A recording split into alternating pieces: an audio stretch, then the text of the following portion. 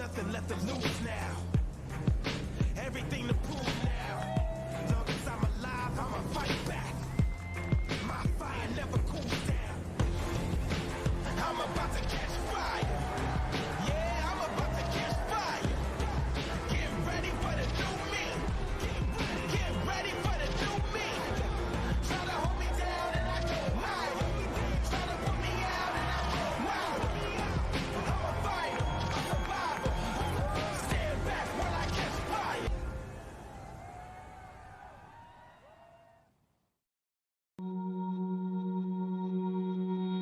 Meeting Jack O'Neill for the very first time, I remember going down to Santa Cruz and meeting up with him at his house, and then just kind of saying to him, you know, like, hey, the water's really warm at the moment. And he just looked at me and said, you're welcome.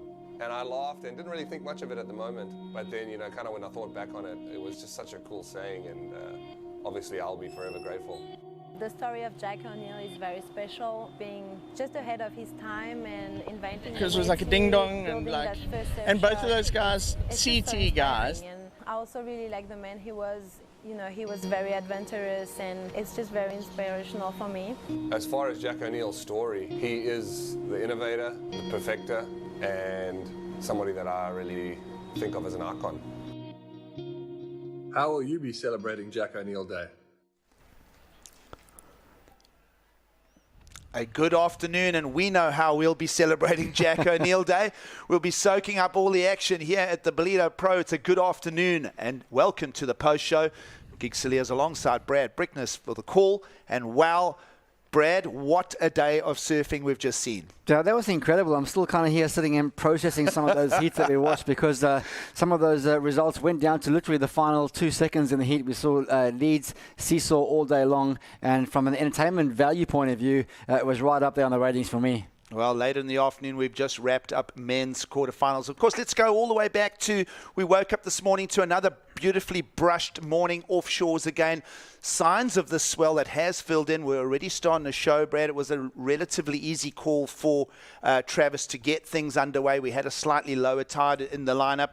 Dolphins everywhere. And we got underway with women's round of 16. We'd done 2 heats yesterday afternoon, but then we picked up on the 3rd heat of the morning, and we successfully went through that. Yeah, the consistency was there right from the get-go this morning. We saw that onshore wind hold off for the majority of the morning, and then it sort of puffed through pretty strong in the afternoon. And then you know, we started developing our storyline for those quarterfinals. You know, so down to the quarterfinal mark for the women, and down to the last 4 men in the draw. So tomorrow's finals day. This is getting heavy. You know, just thinking back on the content of the day, we didn't have to use the alternative venue next door. There was enough swell, as we mentioned, just to get the day moving. But then, Brad, of course, we also had the round of 16 on the men's side. And we'll talk about that. But certainly a big value day. And it's whizzed by, because we've been on the edge of our seats. It's just been one of those content days that each heat really, really hard to forecast. You know, you always go in thinking, oh, well, okay, I can kind of predict the result of this one. It's just been one of those days. Some stories played out, and some, well, there was just complete subplots to play out. Yeah, absolutely right. And, you know, I guess we'll talk about a lot of those as the show goes on, but still processing a lot of them. I've got a lot of highlights in my head. I know I'm going to dream well tonight. Pro surfing's alive and well in Ballito, and yeah, looking forward to breaking it all down on the show with you. Yeah, absolutely. Let's go down and hear. That was such a high value quarterfinal number 4. Let's go down and hear from Leonardo Fioravanti. Who says onshore surfing can't be fun? Leonardo, that was like watching a surf video, that last heat. Thank you to you guys for entertaining us. It was so much fun watching that heat. Tell me how you felt when you saw Frederico pull out that first air. He's not known for aerial surfing, and it was one of the biggest airs of the event so far until you pulled yours. Tell us about that heat. You know, Frederico's not an air surfer, but he's a competitor. And he's got airs in him, and I know, because, you know, he's pretty much my sparring partner. We travel so much together, really good friends, and I was stoked to have a hit against him. And then, you know, when I got the 8 and he got an 8, you know, the level was so high, and I knew I had to take it to the air as well. And in those moments, it's, you know, I know I can do it, but it's like, can you do it right there? And I was, you know, really happy with myself that I was able to pull that alley-oop in a critical moment in the heat. You scored an 8 and an 8.5. This second aerial that you had there, it seemed to have so much hang time, and you came down, you landed in the flats. Talk us through a little bit what you pulled and what went through your mind in that particular maneuver. So, Federico doing the full rotation, I wanted to do something similar because I feel like that's an easier air to do. But when I started pumping and getting down the line, it was an alley-oop section. There was nothing else to do. So I'm like, okay, this is it. I've been practicing my alley-oops quite a bit lately. And I was just going up into it. I'm like, okay, I got to get the rotation. And I knew I was going to go into the flat, so I tried to land tail first and just stick it with my legs. And I'm glad they held on, and I was happy to be able to ride out. We're so stoked with the result, and thank you for entertaining the whole beach at the end of the day. Good luck for finals day tomorrow. 1 heat away from the final and some great points. Your Challenger Series campaign is going amazingly at this stage. Back to you guys in the studio. Thank you.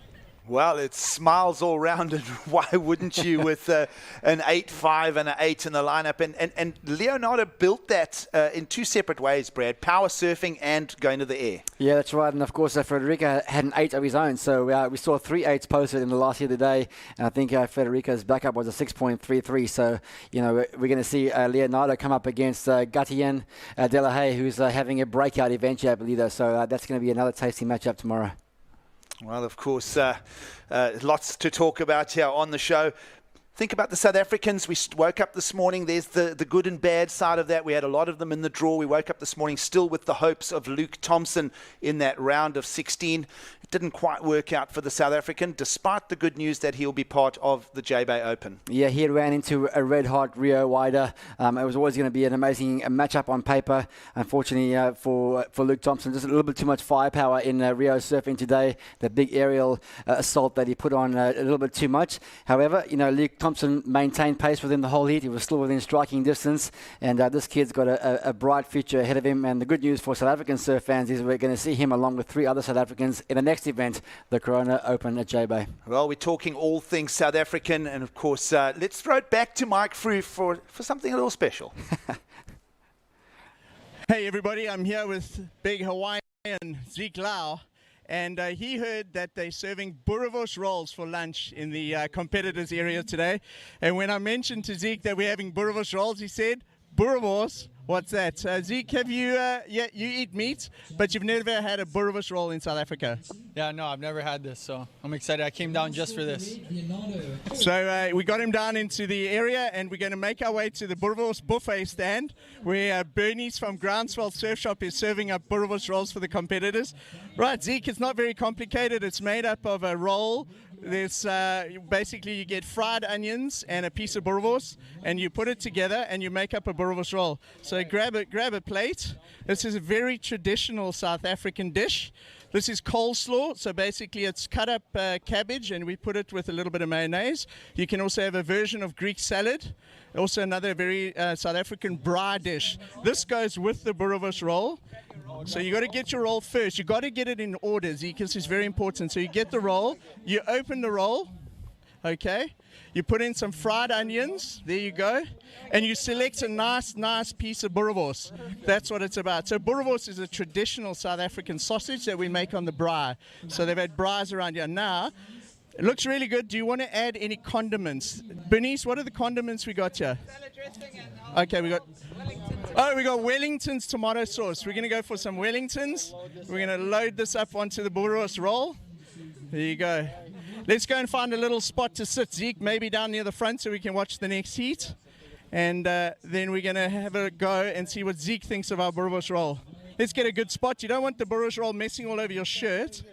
Okay, let's try it right here. Here we go. Zeke Lau's first try of a boerewors roll. How's it taste? How's that? Isn't that the best sausage you've ever tasted at boerewors on a braai?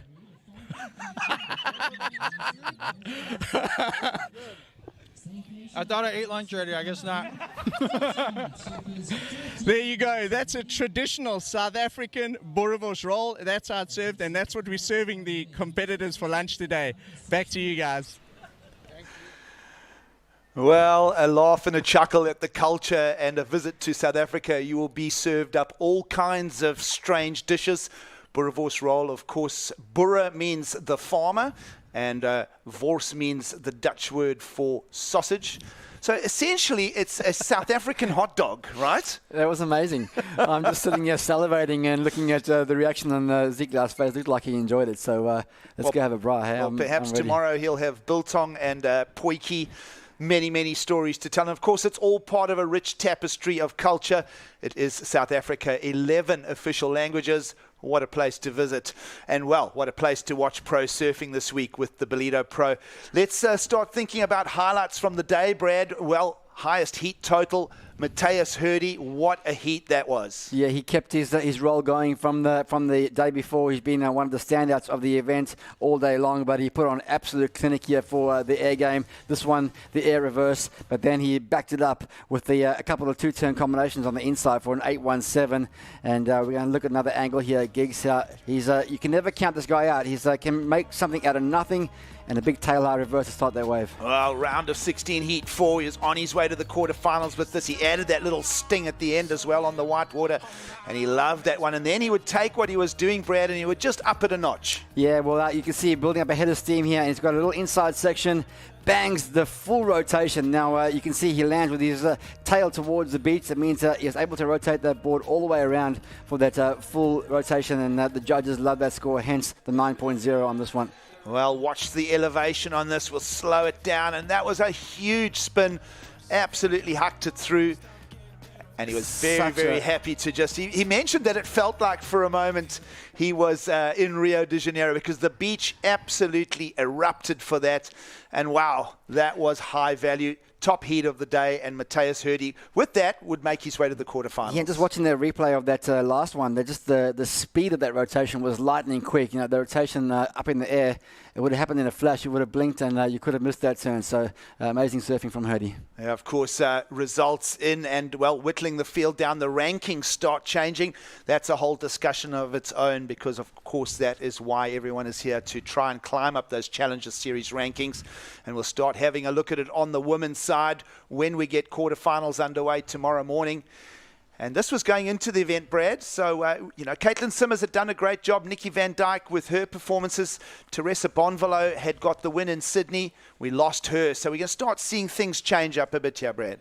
Yeah, of course, and just looking who's still in the event. Yeah, Caitlin and Molly Pickling, 1 and 4 are still in the event. The big news, obviously, a big matchup there between 1 and 2 during the course of today. Nikki Van Dijk just going down to Caity Simmers there. So a bit of a shuffle, no doubt, coming up on this leaderboard, but two very strong surfers still left in the draw. Well, Betty Lou Sakura Johnson, Macy Callahan still in the discussion there, Brad. So hard to pick a winner, of course. But by tomorrow, this time, we'll have the answers. We're just one sleep away from finals day.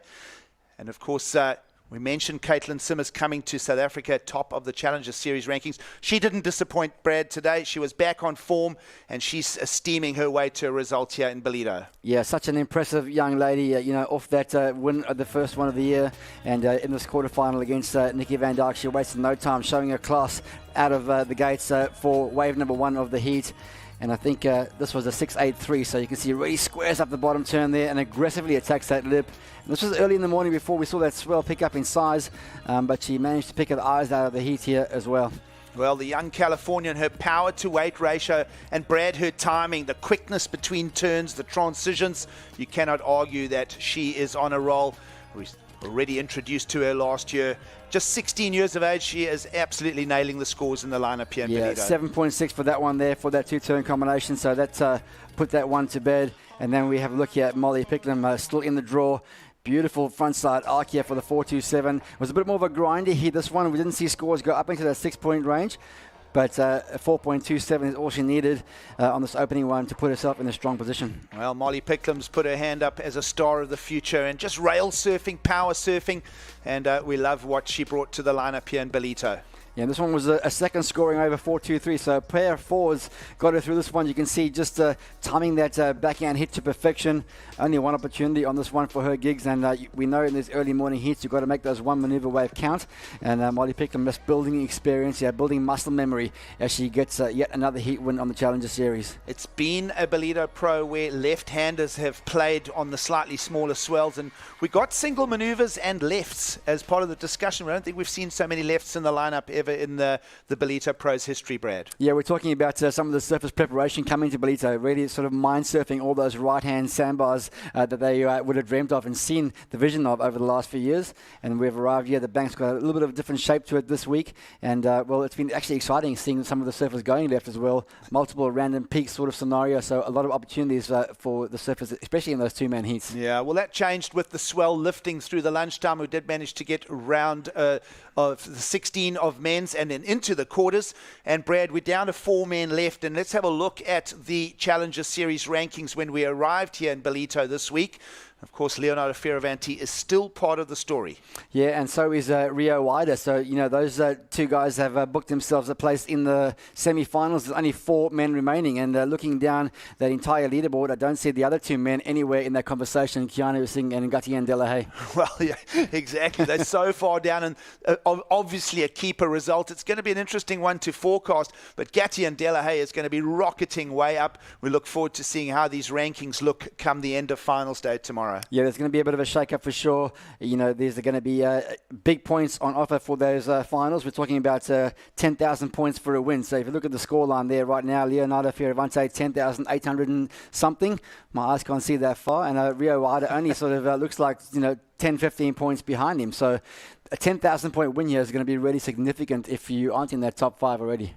Just to reference, Michael Rodriguez sitting at 13th there on the rankings. We didn't get him in the lineup today. He pulled out, and it was a late decision to pull out. Do you have any more intel on that, Brad? Yeah, well, we got some insight from Trav Logie just after that heat. He actually injured it yesterday afternoon. It's his ankle. He thought he was going to be okay, so he took it home last night, strapped it up, put some ice on it, but unfortunately he woke up this morning and it had completely blown up. It was very swollen and had a lot of pain this morning. So he wanted to make the decision, more so a longer-term decision for the rest of the year. US Open coming up, in a few weeks after this, so he is going to bag the result. Pity for him, though, because he was on a roll. He was building up to his best result here at Ballito. But we wish Michael a lot, well. Hope he recovers quickly, and let's see him back in action at the US Open. Well, it's a Saturday afternoon, and it feels like the action's just simmering down from a very electric set of men's quarterfinals. And as we start winding it down, Brad, and think about an early start tomorrow, will be low tide conditions. The wind is forecasted to back off. So those are all very positive signs for as early as a 7 a.m. start again tomorrow. Yeah, it's kind of a, carbon copy in early morning start. Yeah, up in the dark, come down, have our coffee, assess the conditions. And, I think, all things are pointing to a really good opportunity to get up starting early tomorrow morning. And we've got those, 8 heats of women left in that quarterfinal. So exciting to see action, getting underway tomorrow on finals day. Well, let's have a look at some special waves of the day here. And this was the 8-pointer in quarterfinal number 4, Brad. Yeah, what a ding-dong battle between these two great friends. Like you said in the live call gigs, there's 2 ways to construct these 8s. This is all power, all turns on the face, and a great execution there from the strong natural footer. And then we see the opposite end of the spectrum. We get some big airs down. We spoke about the alley-oop. We haven't seen one landed in the event so far. We saw 1 attempt from Herdy. This was the first landed one. You can see the amplitude there. And hearing him talk, he wanted to get that tail landing first and then, pray that his legs are held out on the landing. And he did that under the priority of Federico Moraes. That wave didn't look like much, Brad, but then watch the rotation. Yeah, well, but to be fair to Federico, that wave didn't look like much on the takeoff, but this end section cupped up beautifully for Leonardo, and that was such an entertaining hit to watch from a surf fan point of view. And then let's have a look at Rio Guayido, who also would go absolutely nuts in the lineup here, Brad. Lots of power on display.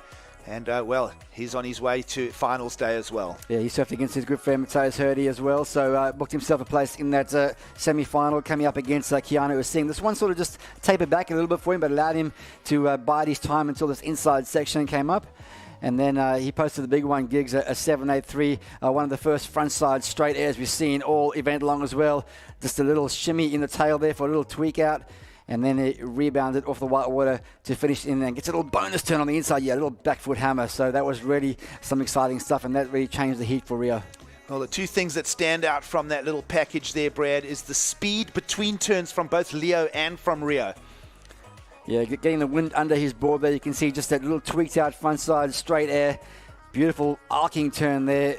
And then uses the impetus of that white water to get him out here, lays the hammer down, and it's great to see Rio Waida in finals day once again.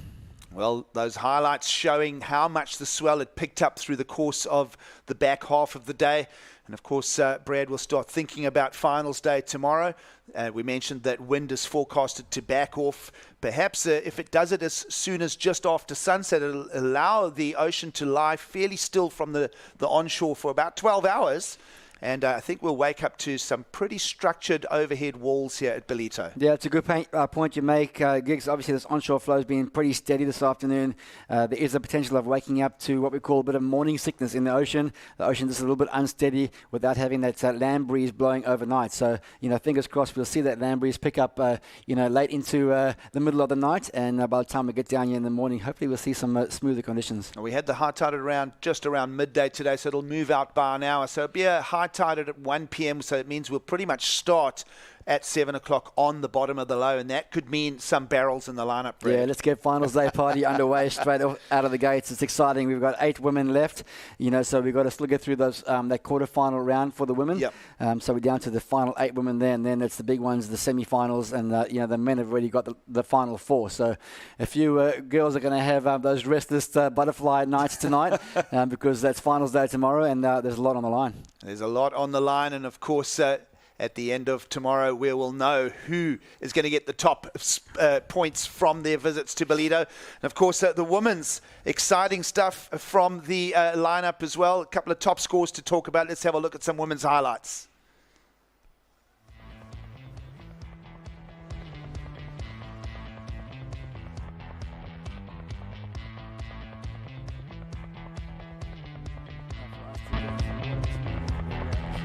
Overnight, like we were expecting, and it was Vahini Fihero up against Macy Callan, and a lot of friends in the water here against each other. And Alyssa Spencer, you couldn't deny what she was doing in the lineup as well there, Brad. So good, clean conditions for the morning for women's.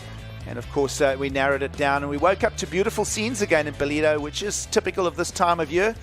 And well, Betty Lou Sakura Johnson, no surprises from her. She remains in the draw as well. Yeah, just be impressed by her temperament as well. As we saw, of course, this is Caity Simmers, the world #1 on the Challenger Series, who beat Nikki Van Dijk in this particular one. But Nikki's, got a lot of experience. She's going to bounce back after this one, and no doubt we'll see a strong performance from her coming up at Huntington Beach for the US Open. Well, hard to predict that quarterfinal draw. It's a tough set of numbers there. Bronte McCauley up against Zoe McDougall. Let's have a look at some men's highlights. And, well, there's a whole bunch of them. Luke Thompson surfed very, very well. But we did lose the South African in the draw. But a couple of strong performances. This is when the swell started lifting as well. Timothy Biso and, well, Matthias Hurdy, certainly a highlight feature here in Ballito today. Such a massive rotation there from Herdy. He's really enjoying his time here at the Challenger Series. But he came up against his good friend later on, Reo Waida, who saw himself go through. But this man, Gatien Delahaye, having a breakout event here. He's sitting in 70th or 90th on the rankings, and this is the first time he's made the semi-finals in his career. Well, Liam O'Brien also part of the round of 16. And what about the performances of Leo Fioravanti, who's done a great job and is going to be part of that semi-finals, a hard set of results to predict. And, of course, we'll be hanging out for finals day tomorrow. Yeah, it's all really primed and set up now. We've been whittling down the field from 96 on the men's and 64 in the women's for the last week. And then it comes down to the final day. And this is where, the rubber hits the road. This is where surfers really want to perform on finals day. This is where you make a name for yourself. This is where you can pocket valuable points. And, this is what pro surfing is all about. So what a pleasure to be a part of it all. We're absolutely loving it. We trust that all of you will be with us again tomorrow for finals day. Brad, any other parting thoughts as well? Where are we going with, as we just sit back and let today soak in? Yeah, you know what? Entertained. I was thoroughly entertained by pro surfing today. Who says that, howling onshore conditions can't produce incredible results? We saw some incredible battles, some heats go right down to the wire. So for me, as a fan of surfing, I was thoroughly entertained today. And, so blessed to have these ringside seats to watch it all go down. How about that? Let it breathe. A Challenger Series. We're just going to let it breathe. Can we go and have a coffee? I think so. I think we deserve it. Anything else to throw into the hat before we No, sign look, off? just congratulations to all the surfers. Thank you to the Quaitakuza municipality. Thank you to all the helpers around the event. The hospitality at this event has been second to none. I've been thoroughly spoiled by how everyone's been serving us and looking after us. So, yeah, big shout out to all the local crew, O'Neill, Colette, Colin, everybody. Thank you for having us. It's been a wonderful stay here in Ballito. We'll wake up tomorrow to crown champions on both men's and women's draws. And for that, we'll say good evening from beautiful Ballito. Gig Saliers and Brad Bricknell signing out. We'll see you early tomorrow morning from beautiful Ballito in South Africa.